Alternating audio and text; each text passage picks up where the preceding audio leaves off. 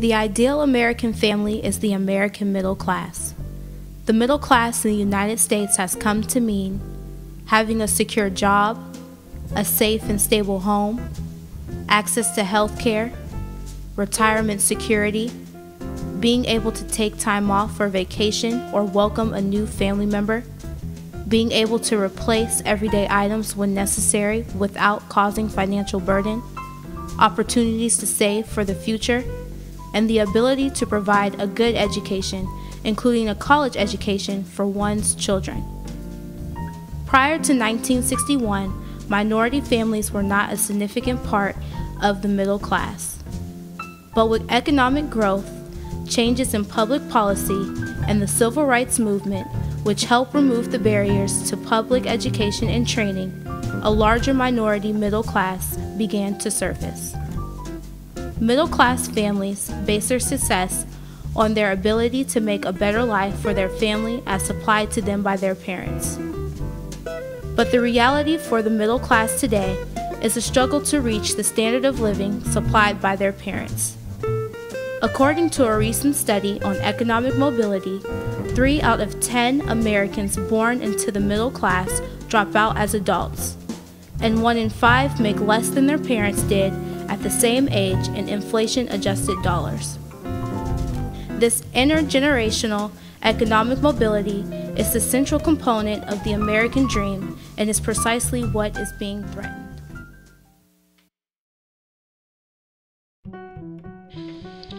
What is middle class? Is it a range of income that stretch above and below a median income?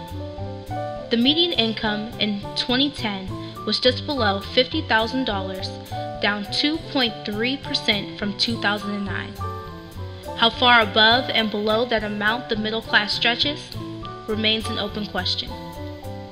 A median income is just one attribute of a set of relational inequalities that define middle class.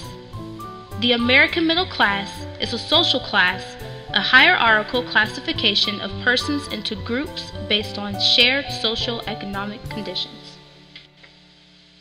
Sociologist Dennis Gilbert divided the middle class into 2 subgroups.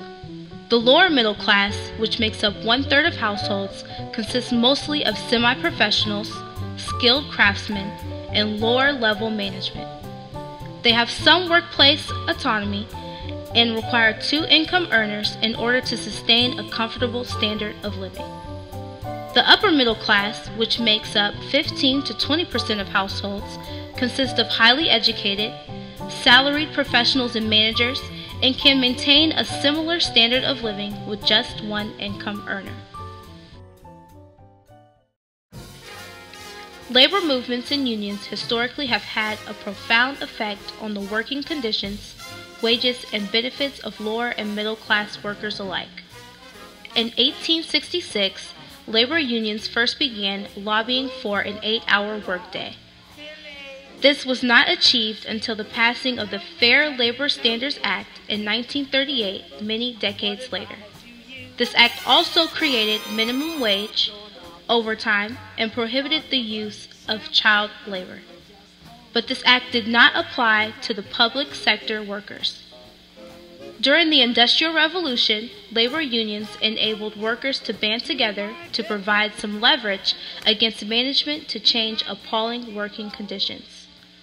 On Saturday, March 25, 1911, a fire broke out at the Triangle Shirtwaist Factory located on the top 3 floors of the 10-story Osh building in Manhattan. The 8th, 9th, and 10th floor of the Ash building in New York City in Greenwich Village.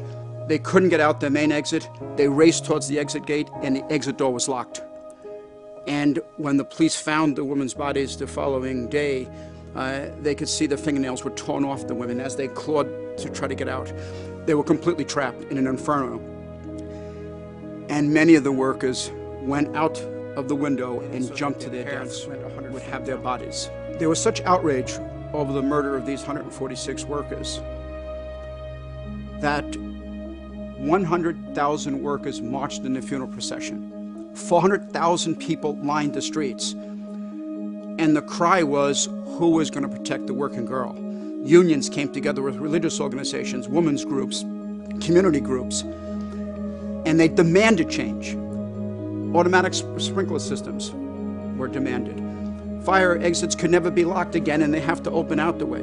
This all happened within 2 months, and for the next 30 years, the Triangle Shirtwaist Factory fire gave this momentum so that by 1938, we had the Fair Labor Standards Act. We had minimum wage laws, time and a half laws for overtime. Workers had the right to organize. By 1938, there wasn't any sweatshops in the United States. They had been wiped out. The middle class was built in this struggle coming out of Triangle. The accomplishments of labor unions also included National Labor Relations Act of 1935,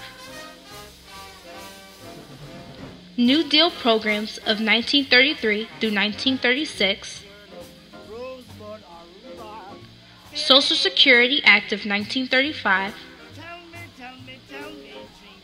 Public Sector Organizing of 1962 through 1980, and Occupational Health and Safety Act of 1970.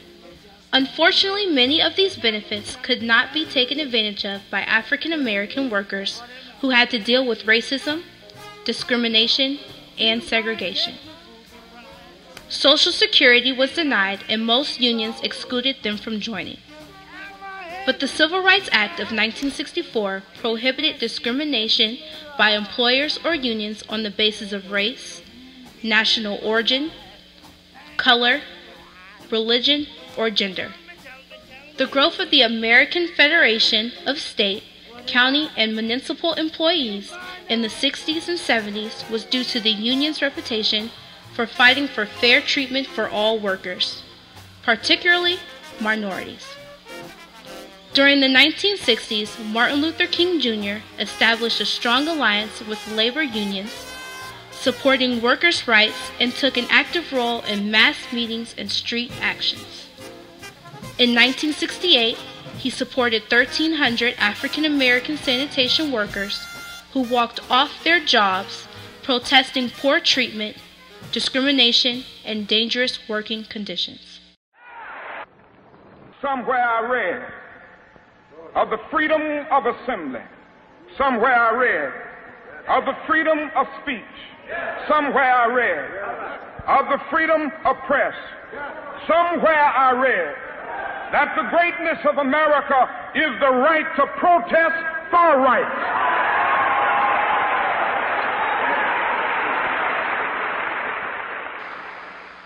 But what we have seen since those days of strong union membership is the steady decline of workers' wages and benefits.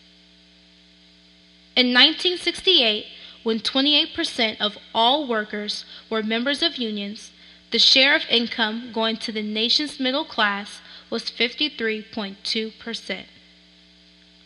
With the steady decline of membership, we also see the decline of the percentage of income. By 2010, the middle class receives 46.5% of income as union membership drops to less than 12% of workers. The economic gains have gone to the richest 1% of Americans, in which their income has more than doubled between 1974 and 2007, climbing from 9% to 23%.